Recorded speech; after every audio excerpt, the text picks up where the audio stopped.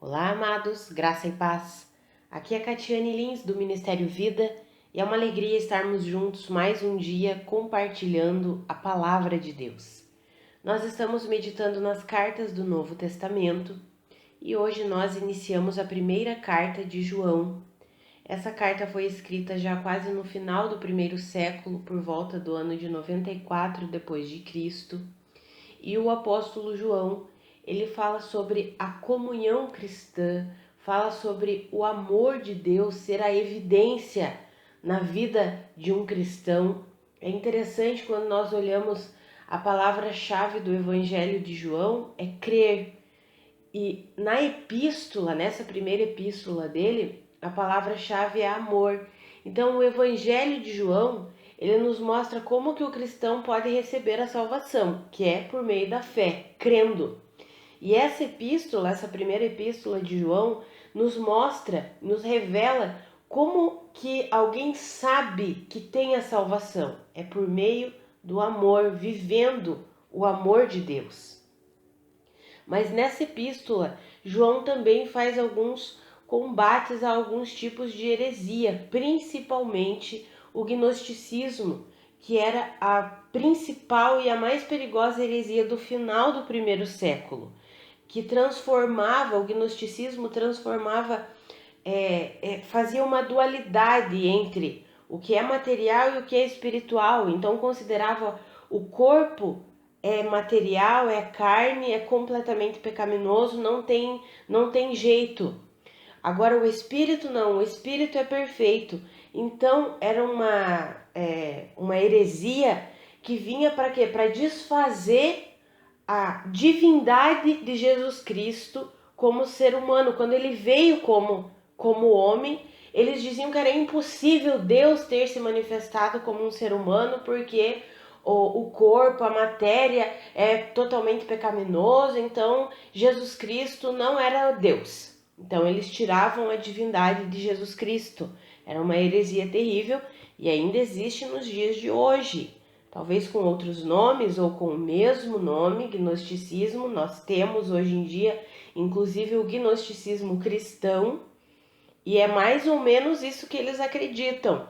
Não creem que Jesus Cristo é Deus encarnado. Eles acreditavam nessa dualidade, então eles diziam que para alcançar uma salvação era somente através de uma sabedoria, que é a palavra gnosis, uma sabedoria espiritual muito mais profunda, secreta, que somente os grandes estudiosos e sábios poderiam alcançar. Ou seja, tirava o centro do evangelho, que é Cristo Jesus, a salvação por meio de Cristo, por meio da fé na suficiência de Cristo Jesus. Então o apóstolo João vem e combate essa heresia nessa carta também. Inclusive ele chama esses falsos ensinamentos e chama esses falsos mestres de anticristo, de mentiroso, de filhos do diabo, de falsos profetas. Durante toda a epístola que nós veremos isso. Então, ao mesmo tempo que é uma epístola que o apóstolo João encoraja e nos revela como que o cristão vive por meio do amor, como que é manifestada a vida do cristão, também é uma epístola que ele combate essa principal heresia do primeiro século, que era o gnosticismo. Então é uma escritura que é pequena, são 5 capítulos, mas é muito completa, densa, tem muito assunto aqui.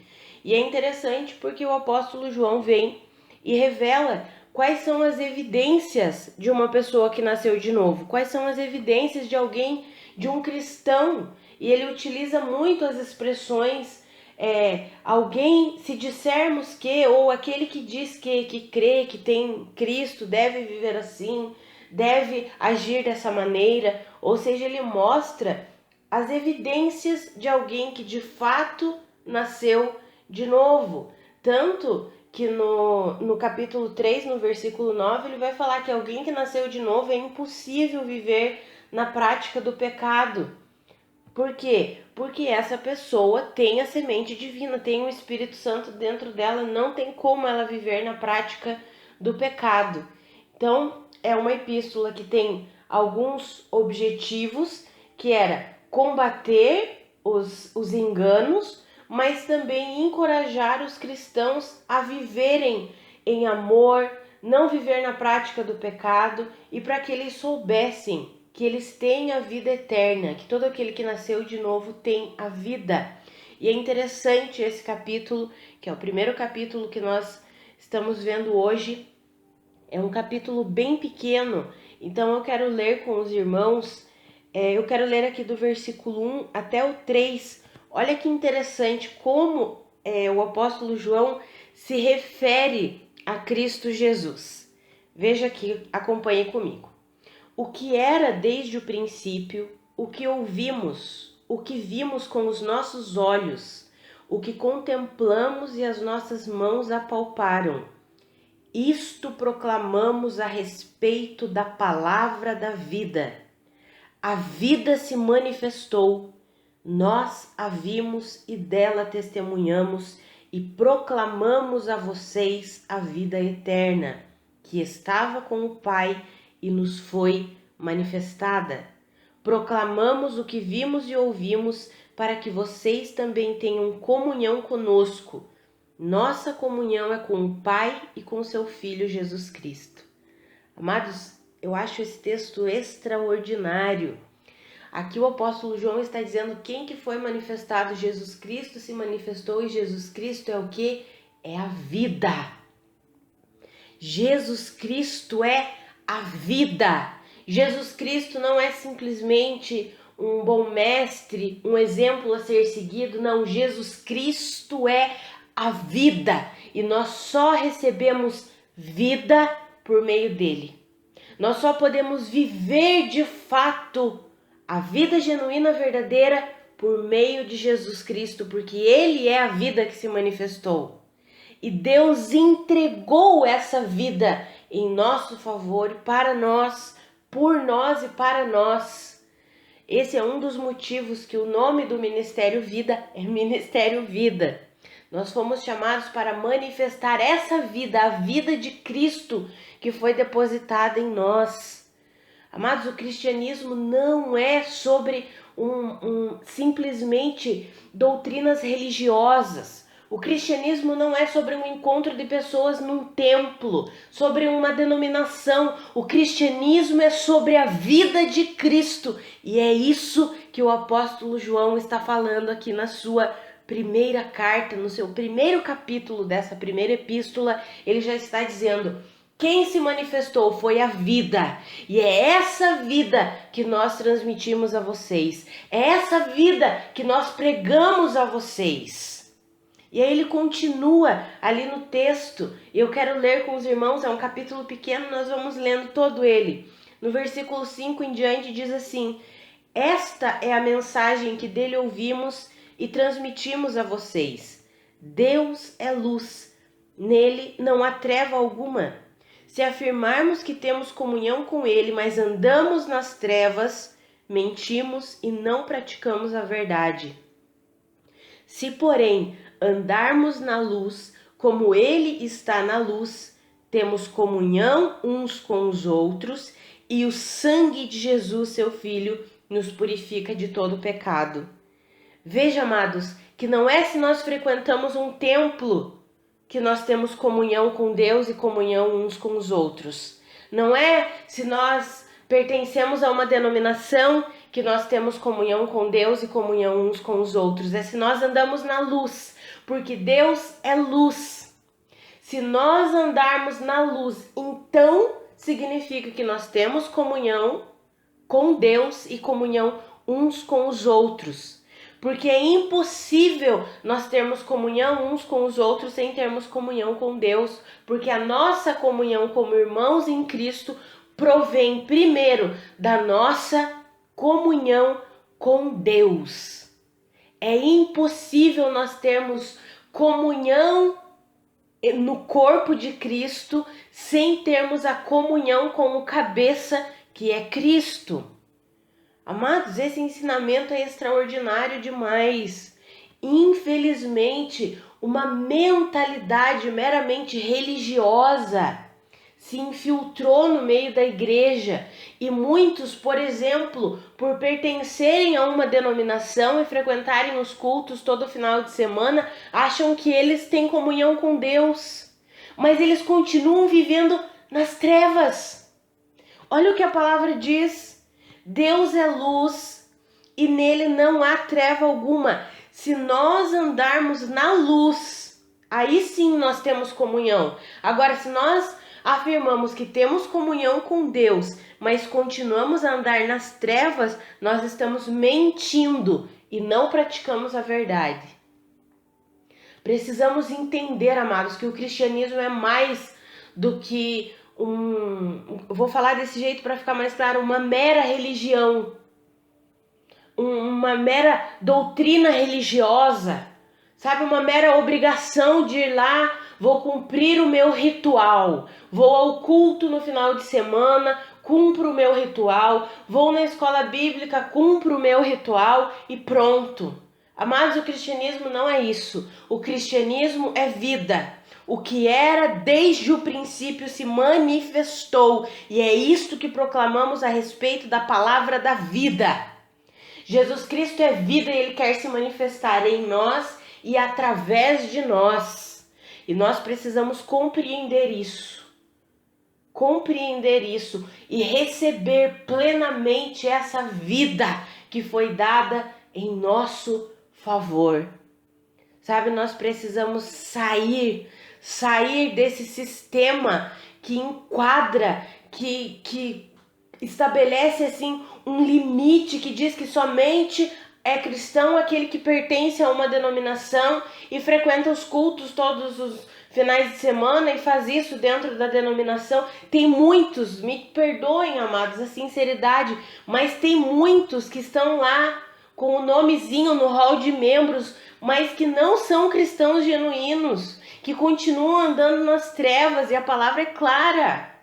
Se nós continuamos andando nas trevas, nós estamos mentindo, não temos comunhão com Deus, porque a nossa comunhão com Deus manifesta a vida de Cristo. A nossa comunhão com Deus manifesta uma vida justa, santa, piedosa. A nossa comunhão com Deus revela Cristo através da nossa vida. Precisamos sair dessa mentalidade meramente religiosa, de cumprir um ritual. Cristianismo não é cumprimento de ritual. Cristianismo é vida, é comunhão com Deus. E a comunhão não pode ser só nos finais de semana. A comunhão é diária, é todos os dias. Todos os dias nós nos relacionamos com a palavra de Deus, todos os dias nós oramos, todos os dias nós nos rendemos a Deus, todos os dias nós reconhecemos que somos dependentes dEle. É o que fala na continuidade aqui no versículo 8, se afirmarmos que estamos sem pecado, enganamos a nós mesmos e a verdade não está em nós. Mas se nós confessarmos os nossos pecados, ou seja, se nós reconhecermos, Senhor, eu dependo de Ti, se eu tentar viver por mim mesma, é terrível. Não vai ser a manifestação da vida de Cristo, mas eu reconheço, Senhor, que eu dependo de Ti. E é nessa comunhão, nesse relacionamento diário, não pode ser uma vez por semana. Como é que eu posso afirmar que eu tenho comunhão com Deus se eu me relaciono com Ele de forma terceirizada uma vez por semana? Isso não é comunhão. E o apóstolo João é enfático. Quem anda nas trevas não tem comunhão com Deus. Por quê? Porque Deus é luz. Aquele que tem comunhão com Deus anda na luz. E quem anda na luz manifesta a luz de Cristo, brilha a luz de Cristo. Ah, amados, eu encorajo vocês, assim como o apóstolo João está encorajando aqui os irmãos, a terem comunhão com Deus. Só se nós tivermos essa comunhão com Deus é possível termos uma comunhão genuína entre nós como irmãos em Cristo. Por isso que muitas vezes nós temos visto maledicência no meio da igreja, fofoca, divisão, briga, ira, porque só tem um sistema religioso eclesiástico. Nós não fomos chamados como cristãos para viver um sistema eclesiástico, nós fomos chamados para viver a vida de Cristo. E é isso que o apóstolo João fala nessa sua primeira carta. É vida. Jesus Cristo é vida. E somente quando nós temos comunhão com a vida genuína, aí sim nós podemos ter comunhão genuína uns com os outros e vivermos em amor, vivemos em verdade, vivemos na prática da justiça. É isso que o apóstolo João fala em sua primeira carta. É isso que ele começou a falar aqui nesse primeiro capítulo. E nós veremos, continuaremos. Amanhã no capítulo 2 ele vai falar sobre é impossível alguém viver na prática do pecado sendo cristão. Ele vai colocar como que alguém pode viver na concupiscência da carne e dizer que é cristão. Não tem como, é impossível. Nós veremos amanhã. Veremos também na segunda-feira, quando estudarmos o capítulo 3, é impossível alguém que é nascido de Deus viver na prática do pecado. Amados, que eu e você possamos compreender que cristianismo não é um ritual, cristianismo não é simplesmente frequentar um templo. Cristianismo não é isso, amados. Cristianismo é vida de Cristo, é comunhão com Cristo Jesus. Não é simplesmente um sistema eclesiástico. Não sou contra, me entendam, por favor. Não sou contra a reunião da igreja no templo. Claro que não, pelo contrário. Agora, o que tem sido feito muitas vezes é algo completamente distorcido e contrário à verdade de Deus. Porque o verdadeiro cristianismo é o relacionamento, é a comunhão com Deus, para que então, dessa comunhão, nós possamos ter a comunhão genuína uns com os outros. Vamos orar? Pai, muito obrigada pela tua palavra, muito obrigada pelos teus ensinamentos. Pai, obrigada porque o Senhor não nos deixa enganados, Senhor. Obrigada porque o Senhor sempre nos mostra na tua palavra a tua verdade. Obrigada porque nós somos completamente dependentes do Senhor. Obrigada porque o Senhor é fiel e justo, nos perdoa todos os pecados e nos purifica de toda injustiça. Obrigada porque nós dependemos da sua vida para de fato viver para a sua glória. Não tem como vivermos, Pai, segundo a nossa capacidade, a nossa força. Nós dependemos do Senhor. Ah, Pai, eu oro pela minha vida e pela vida dos meus irmãos, para que nós compreendamos o quão importante é essa comunhão, Pai, contigo, com a tua palavra, por meio da oração. Ah, Pai, que os meus irmãos compreendam que não existe vida, não existe cristianismo sem relacionamento contigo, Pai. Não existe, Senhor. Ah, Pai, que os meus irmãos compreendam isso, que eles desenvolvam um relacionamento pessoal e íntimo com o Senhor, por meio da oração, por meio do estudo da palavra. Ah, Espírito Santo, nos ajuda, Espírito Santo. Nos faz compreender que o cristianismo é muito mais do que simplesmente um sistema eclesiástico, Senhor. O cristianismo é vida, vida de Cristo, é comunhão com a sua vida. Oh, Senhor, nos faz compreender isso, nos faz entender a verdade a respeito do cristianismo, Pai. Em nome de Jesus nós fomos chamados para manifestar a tua vida sobre a terra. Nos ajuda a compreender essa verdade, essa realidade, Pai, porque é Cristo em nós que é a esperança da glória. É a tua vida em nós que é a esperança da glória, Pai. Nos ajuda a entender isso. Nós não queremos viver apenas um ritual, não queremos apenas serviço, fazer. Não, Pai, nós queremos nos relacionar contigo. Nós queremos comunhão genuína contigo, queremos te conhecer, queremos crescer no conhecimento dessa vida, Pai. Oh, Espírito Santo, nos ajuda nisso. Nos ajuda, Senhor, em nome de Jesus. Amados, que a graça e a paz de Cristo sejam multiplicadas sobre a sua vida. Um grande abraço e até amanhã.